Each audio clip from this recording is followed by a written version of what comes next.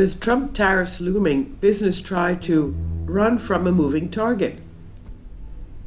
Rick Muscat woke up the morning after the election with an urgent task. He got his agent in China on the phone at 4:30 a.m. Beijing time and pressed him to ask their factory how many more pairs of men's dress shoes they could make before Chinese New Year at the end of January.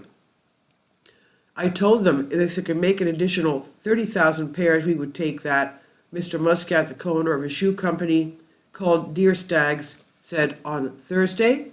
The impetus was not a sudden jump in demand for shoes, but the looming threat of steep tariffs on Chinese products.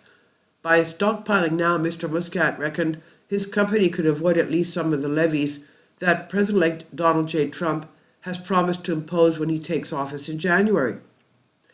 Muscat said, "We're going to take whatever they can make. The election of Trump's is already cascading through global supply chains, where companies are grappling with the promises to remake international trade by raising the tariffs the United States puts on foreign products."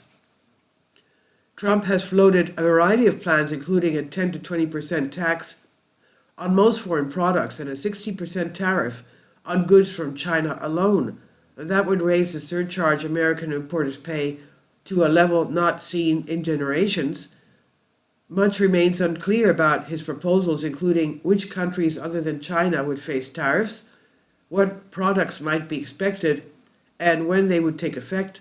But given Trump's history of imposing taxes and the challenges those pose on global businesses that depend on moving products across borders, many executives are not waiting to see what he does.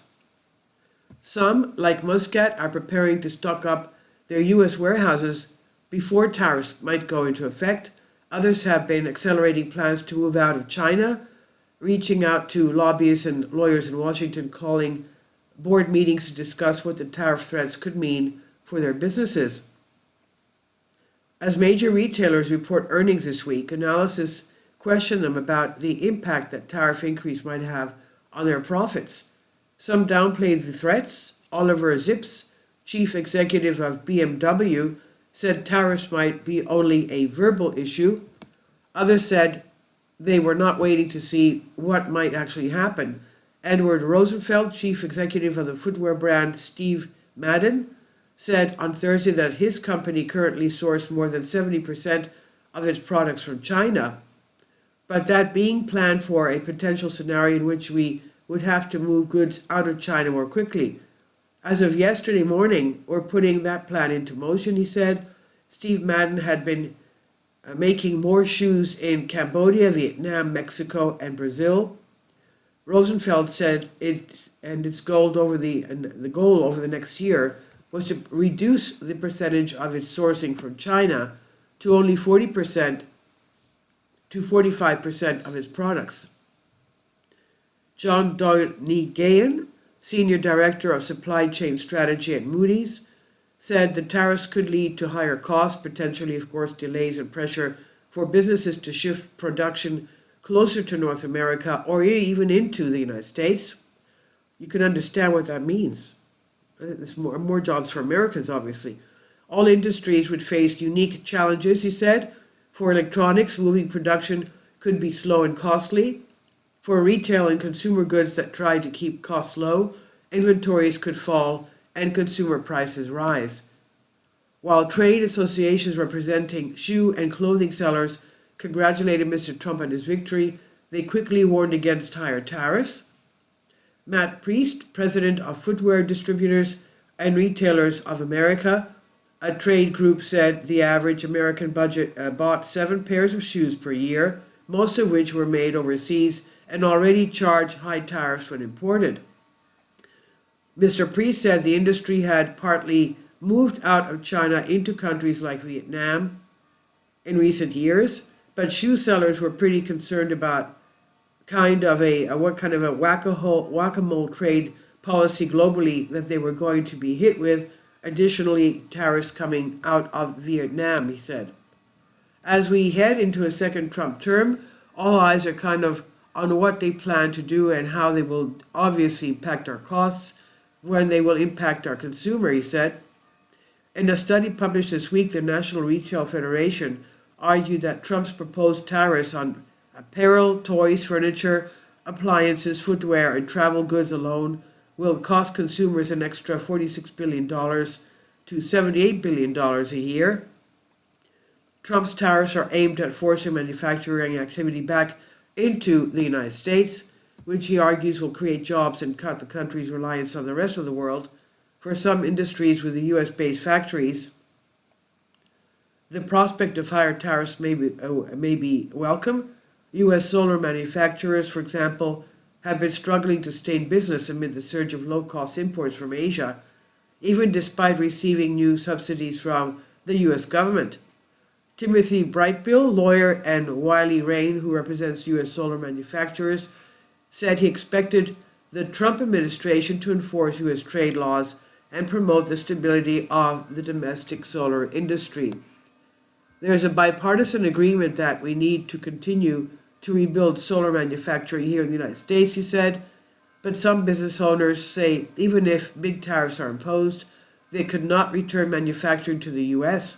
They would most likely have to pay the tariff, which would mean rising prices for American customers. Or if the costs were big enough, they might have to reduce overhead with layoffs. We can't just start making Barbie dolls and Tonka trucks and Care Bears in the US, says Jay Foreman, chief executive of toy designer Basic Fun. Not overnight, not in the next 12 months, and frankly speaking, never, he said. Foreman said he would consider sourcing from more factories outside China if Trump imposed a 60% tariff on Chinese products. However, he said, taking into account the cost of moving factory equipment, the higher overhead he would need to manage operations in multiple countries, and the higher costs and lower efficiency of manufacturing outside China, it all might be a wash. Moving out of China would pose a Niagara Falls level waterfall of challenges, Foreman said. There will not be enough production capacity in Vietnam, Mexico, or India for all the production that will be moving out of China. Can you imagine? Finally, what's to say that China is a target this year, but Trump sits down with President Xi and then have a really good time after the time with each other, Foreman added, referring to Xi Jinping, the leader of China. Trump could quickly move the target to Vietnam or India, he said. You risk a lot more by upsetting a smooth supply chain and production base than by trying to run from a moving target. Trump did not impose tariffs on toys during his first trade war with China. He planned to do so in December 2009, but the taxes were delayed and then suspended when the United States reached an agreement with China. Trump did put tariffs on shoes, cribs, baby gates, bicycles, and a huge array of other consumer products. Foreman said it might be too late for his company to do anything about tariffs next year. He had just traveled to Los Angeles where he welcomed toy buyers from companies like Walmart to the Basic Fun showroom and quoted them prices for the 2025 holiday season.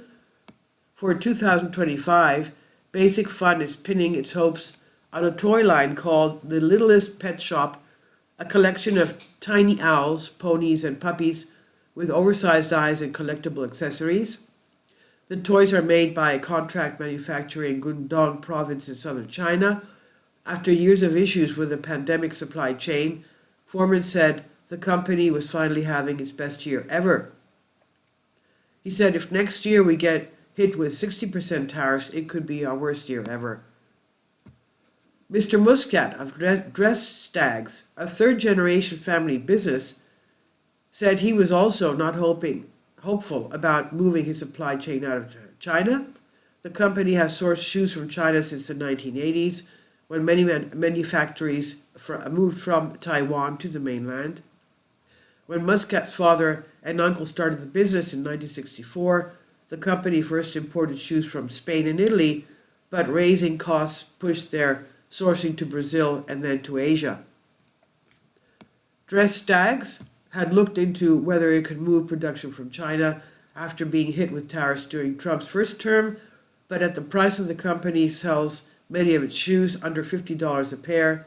That's pretty cheap, considering them if they're, of course, leather. There was just no alternative, Muscat said. It's a nice idea on paper, but it's not feasible in our business. This is from New York Times on DNYUZ. Please leave your comments and thank you for your support. Support my Patreon account. The daily posts are 5 videos daily, and they are totally different from what I have on my YouTube channel. Thank you so much for your support and that you find all my content so interesting. You'll find the Patreon account details in the description box below.